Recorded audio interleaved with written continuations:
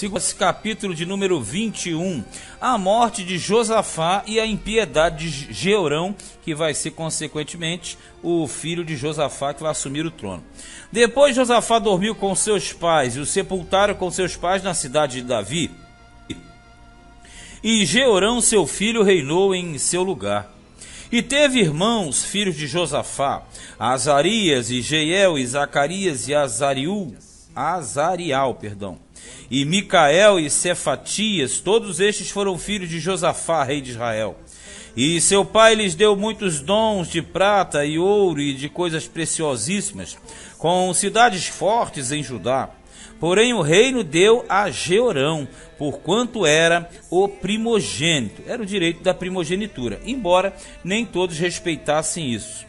E subindo Jeorão ao reino de seu pai, havendo-se fortificado, mandou todos os seus irmãos à espada, quer dizer, matou todos os seus irmãos à espada. Essa questão de matar os irmãos era muito comum em vários povos, porque quando você matava os irmãos, você estava aniquilando as possibilidades de motins para tomarem um trono. Então aqui ele usa de uma questão que não era muito usada por reis considerados justos. Isso já vai indicar mais ou menos qual será a postura dele. Ele manda matar todos os seus irmãos à espada, como também alguns dos príncipes de Israel. Da idade de 32 anos era Jeorão quando começou a reinar, e reinou 8 anos em Jerusalém.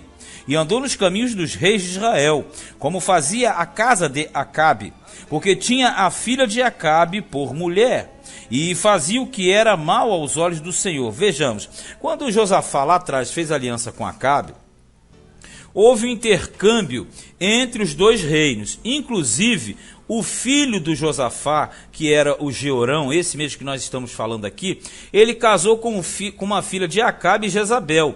O nome dela é Atalia, ela vai aparecer mais à frente aqui mesmo em Crônicas.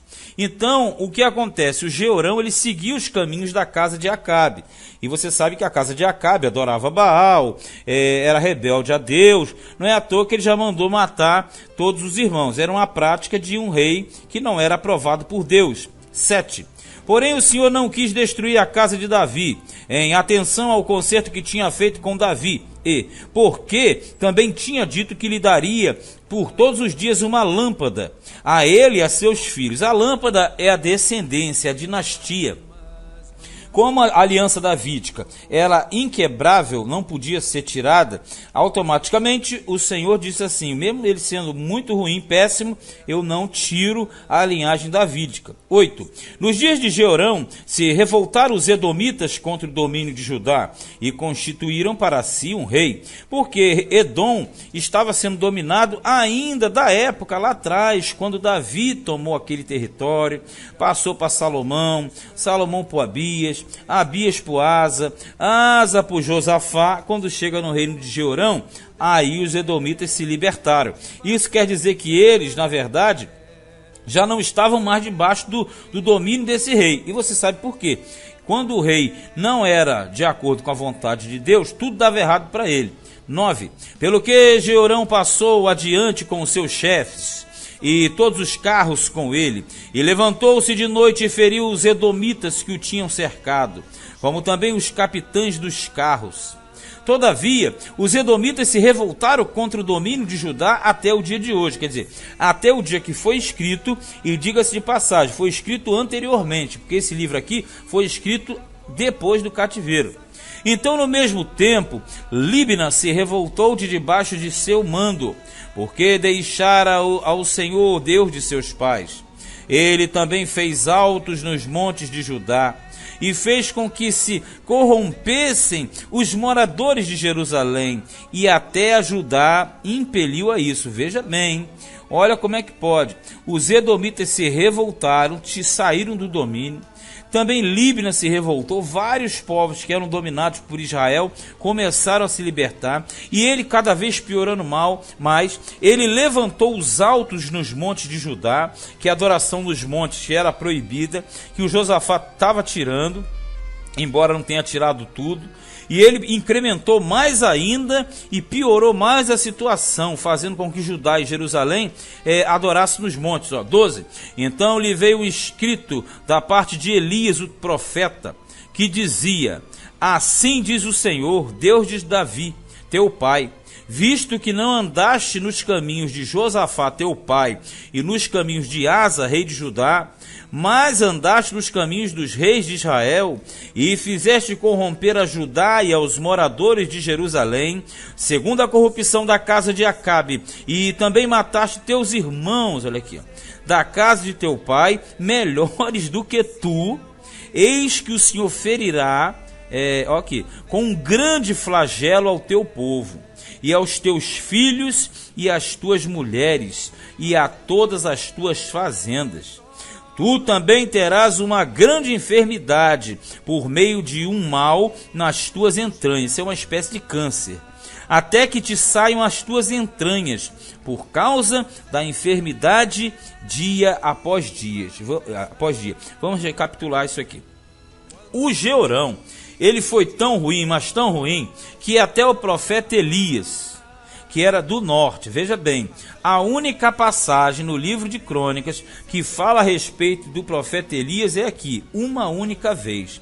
E fala por quê? O Elias, se você lembra, ele foi levantado para repreender a casa de Acabe. Qual era o erro de Acabe? Estabeleceu Baal na terra, trocou o Deus da terra, que era o Senhor, pelo Baal, e só agia de conformidade à sua mulher Jezabel. Então o Elias, como sabe agora que o Jeorão implantou no sul todo o sistema do norte, porque é casado com Atalia, filho de Acabe, com Jezabel, ele já mandou essa mensagem. Deus já está avisando, porque você fez tudo isso, a corrupção, matou os teus irmãos, que eram melhores do que você, o teu povo vai sofrer e você vai ter uma enfermidade incurável. Olha só, aqui no versículo 16. Despertou, pois, o Senhor contra Jeorão o espírito dos filisteus e dos arábios que estão da banda dos etíopes. É aquela questão, quando você fala de um rei déspota, ruim, os inimigos vinham em bando, porque na verdade, sempre que Deus permitia ou enviava um inimigo, é porque o povo dele não estava fazendo a sua vontade. Quando o povo estava em paz, aí sim era a prova de que havia 100% da aprovação divina. 17. Estes subiram a Judá e deram sobre ela e levaram toda a fazenda que se achou na casa do rei, como também a seus filhos e as suas filhas, de modo que lhe não deixaram filho, senão a Jeoacás, o mais moço de seus filhos. E depois de tudo isso, o Senhor o feriu nas suas entranhas com uma enfermidade incurável. Quer dizer, essa enfermidade é aquela que ele falou antes, uma enfermidade incurável. E sucedeu que, depois de muitos dias, e chegado o fim de 2 anos, saíram-lhe as entranhas com a doença, e morreu de más enfermidades. É o que eu falei, uma espécie de câncer. E o seu povo lhe não queimou aromas, como queimar a seus pais. Queimar aromas é porque pela cultura da época, quando uma pessoa morria, você embalsamava, passava especiarias, queimavam incensos aromáticos, quer dizer que ele não teve nenhum privilégio, porque o povo não gostava dele. Ele foi considerado um rei, tirano, porque não adorava a Deus. Verso 20, era da idade de 32 anos quando começou a reinar, e reinou em Jerusalém 8 anos, quer dizer, ele morreu com 40, e foi-se sem deixar de si saudades, e o sepultaram na cidade de Davi, porém não nos sepulcros reais, ou melhor, sepulcro dos reis, ou reais. Por quê? Na verdade, ele não foi considerado digno de ter uma sepultura junto aos reis que eram considerados nobres. Então, pela relação de reis, o Jeorão foi um péssimo rei, mas muito ruim, de forma que ele não vai ser colocado como uma referência de Deus produtivo. Agora você veja, ele foi um péssimo rei, só reinou 8 anos sobre Israel. Então, na verdade, nós aprendemos aqui